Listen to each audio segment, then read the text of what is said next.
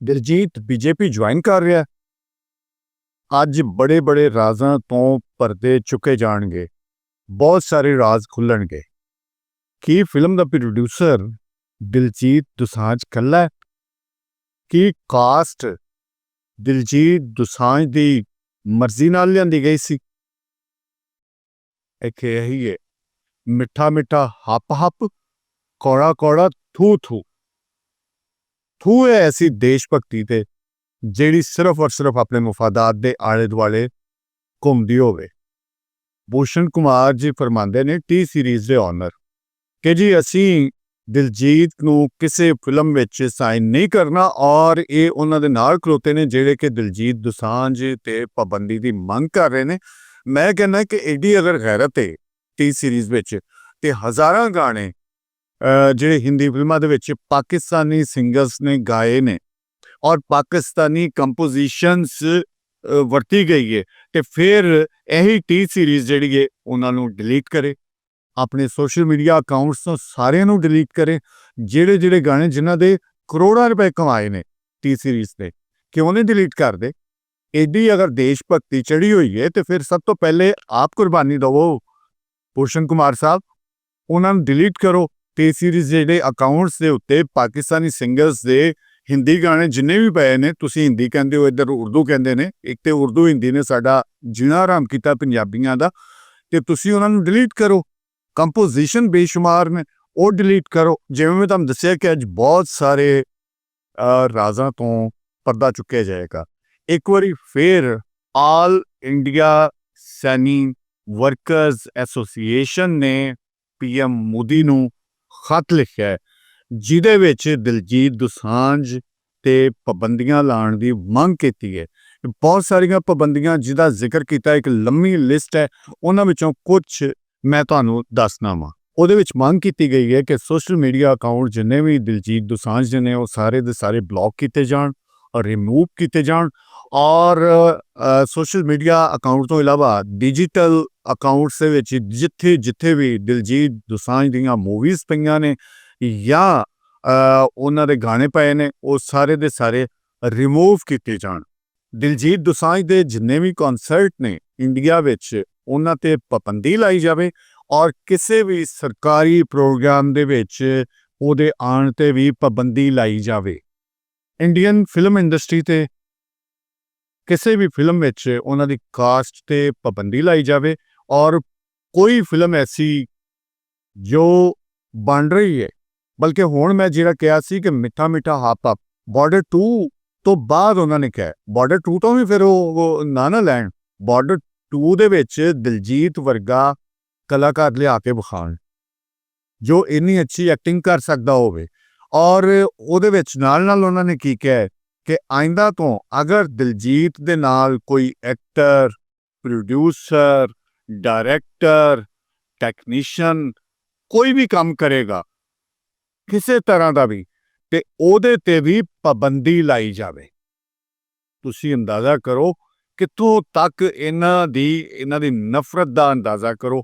ਗੱਲ ਜਿਹੜੀ ਅਜੇ ਖੁੱਲਣੀ ਹੈ, ਜਿਹੜੀ ਆ ਰਹੀ ਹੈ, ਉਹ ਗੱਲ ਅਜੇ ਖੁੱਲੇਗੀ। ਜਿੱਧਰ ਮੈਂ ਲਿਜਾ ਰਿਹਾ ਤੁਹਾਨੂੰ, ਇੱਕ ਹੋਰ ਆਰਗੇਨਾਈਜੇਸ਼ਨ ਜਿਹਦੇ ਵਿੱਚ 36 ਵੱਡੀਆਂ ਫਿਲਮੀ ਕੰਪਨੀਆਂ ਦਾ ਇੱਕ ਗਰੁੱਪ ਹੈ, ਇੱਕ ਜੁੱਟ ਹੈ, ਉਹ ਵੇ Western India Film Cine Employees Federation, ਜਿਹਦੇ ਵੱਲੋਂ ਵੀ ਬਹੁਤ ਸਾਰੇ ਮੁਤਾਲਬਾਤ ਕੀਤੇ ਗਏ ਨੇ, ਔਰ ਉਹਨਾਂ ਵੱਲੋਂ ਵੀ PM ਮੋਦੀ ਨੂੰ ਖਤ ਲਿਖਿਆ ਗਿਆ।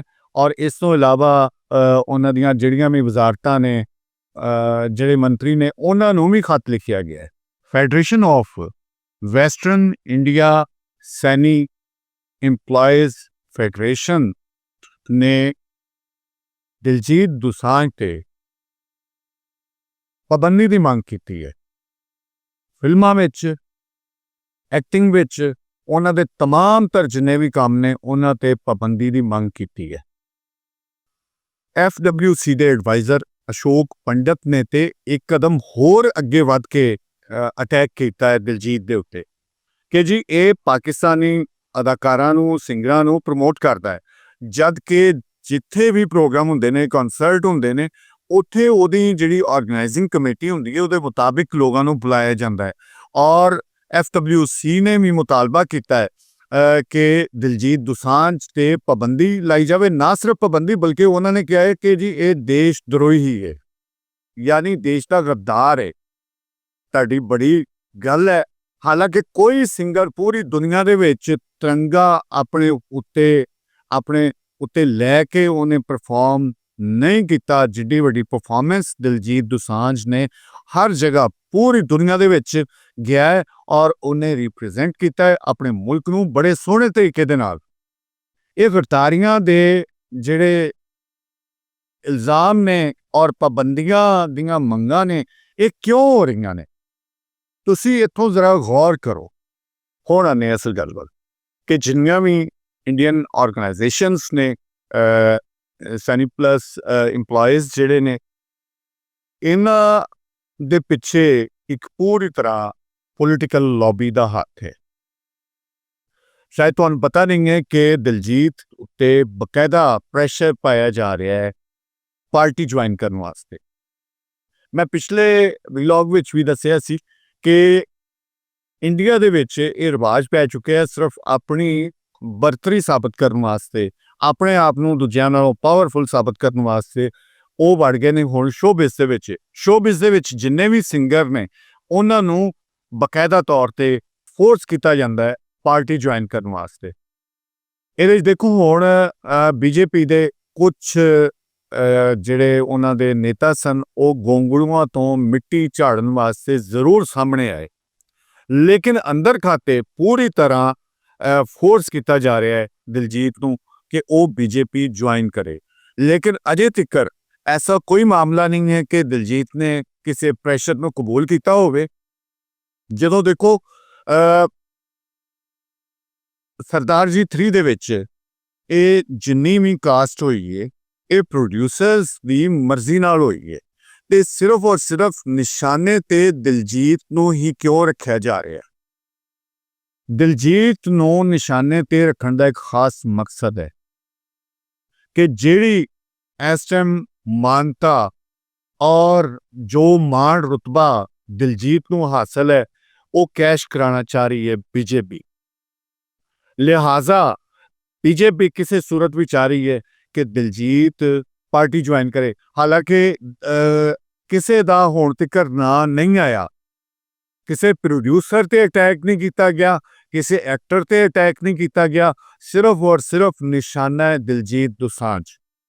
ਦਿਲਜੀਤ ਨੇ ਇਹ ਕਰਤਾ, ਦਿਲਜੀਤ ਨੇ ਉਹ ਕਰਤਾ, ਦਿਲਜੀਤ ਇੰਜ, ਦਿਲਜੀਤ ਉਂਝ। ਬਈ ਦਿਲਜੀਤ ਨੇ ਸਿਰਫ ਔਰ ਸਿਰਫ ਕੀ ਗੁਨਾਹ ਕੀਤਾ ਕਿ ਉਹਨੇ ਕਿਹਾ ਕਿ ਮੈਂ ਪੋਲਿਟਿਕਸ 'ਚ ਨਹੀਂ ਆਉਣਾ ਚਾਹੁੰਦਾ, ਮੈਂ ਕਿਸੇ ਪਾਰਟੀ ਨੂੰ ਜੁਆਇਨ ਨਹੀਂ ਕਰਨਾ ਚਾਹੁੰਦਾ। ਉਹਦੀ ਸਜ਼ਾ ਮਿਲ ਰਹੀ ਹੈ ਕਿ ਉਥੋਂ ਦੀਆਂ ਆਰਗੇਨਾਈਜੇਸ਼ਨਸ ਜਿਹੜੀਆਂ ਨੇ ਉਹਨਾਂ ਨੂੰ ਅਪਰੋਚ ਕੀਤਾ ਗਿਆ ਔਰ ਉਹੀ ਆਰਗੇਨਾਈਜੇਸ਼ਨਸ ਇਹ ਸਭ ਕੁਝ ਕਰ ਰਹੀਆਂ ਨੇ। ਔਰ ਦੇਖੋ ਭੂਸ਼ਣ ਕੁਮਾਰ ਵੀ ਪੰਜਾਬੀ ਹੈ, 30 ਸੀਰੀਜ਼ ਦਾ ਓਨਰ। ਮੈਨੂੰ ਛੋਟੀ ਜਿਹੀ ਗੱਲ ਯਾਦ ਆਈ ਹੈ। ਕੁਹਾੜੀ ਆਈ ਜੰਗਲ ਦੇ ਵਿੱਚ ਤੇ ਸਾਰੇ ਦਰਖਤ ਹੱਸ ਰਹੇ ਸਨ ਤੇ ਉਹਨਾਂ ਨੇ ਛੋਟੇ ਜਿਹੜੇ ਬੂਟੇ ਸਨ ਉਹਨਾਂ ਨੇ ਪੁੱਛਿਆ ਕਿ ਤੁਸੀਂ ਹੱਸ ਕਿਉਂ ਰਹੇ ਹੋ?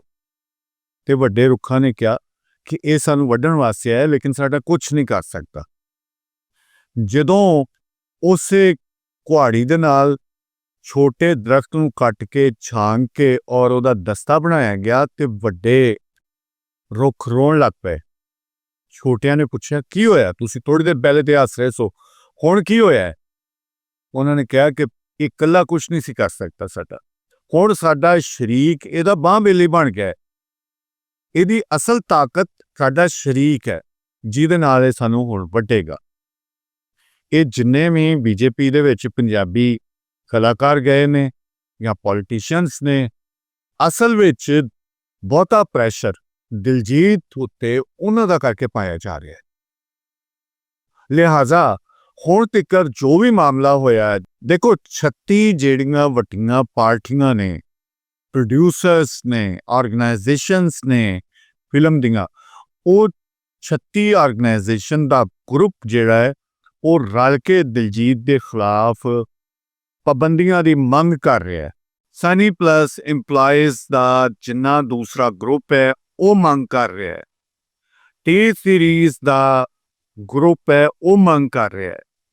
ਸਿਰਫ ਪੰਜਾਬੀਓ ਇਹ ਸੋਚੋ ਕਿ ਦਿਲਜੀਤ ਦਾ ਦੋਸ਼ ਕੀ ਹੈ, ਦਿਲਜੀਤ ਦਾ ਗੁਨਾਹ ਕੀ ਹੈ ਕਿ ਉਹ ਇੱਕ ਪੰਜਾਬੀ ਕਲਾਕਾਰ ਹੈ, ਉਹ ਪੰਜਾਬੀਅਤ ਦਾ ਨਾਂ ਲੈਂਦਾ ਹੈ, ਉਹ ਪੰਜਾਬੀ ਦੀ ਗੱਲ ਕਰਦਾ ਹੈ, ਉਹ ਪੰਜਾਬੀ ਗੀਤ ਗਾਉਂਦਾ ਹੈ, ਉਹ ਪੰਜਾਬ ਦਾ ਨਾਰਾ ਲਾਉਂਦਾ ਹੈ। ਸਿਰਫ ਇਸ ਵਜ੍ਹਾ ਤੋਂ ਦਿਲਜੀਤ ਦੀ ਮੁਖਾਲਫਤ ਹੋ ਰਹੀ ਹੈ।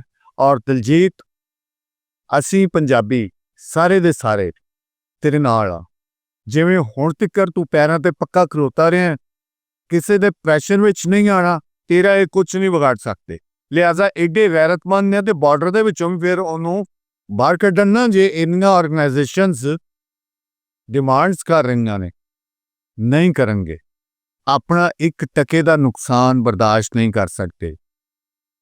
ਪੰਜਾਬੀ ਜ਼ਿੰਦਾਬਾਦ, ਪੰਜਾਬੀਅਤ ਜ਼ਿੰਦਾਬਾਦ, ਪੰਜਾਬੀ ਕਲਾਕਾਰ ਜ਼ਿੰਦਾਬਾਦ, ਪੰਜਾਬੀ ਪਿਆਰੇ ਜ਼ਿੰਦਾਬਾਦ, ਪੰਜਾਬ ਜ਼ਿੰਦਾਬਾਦ।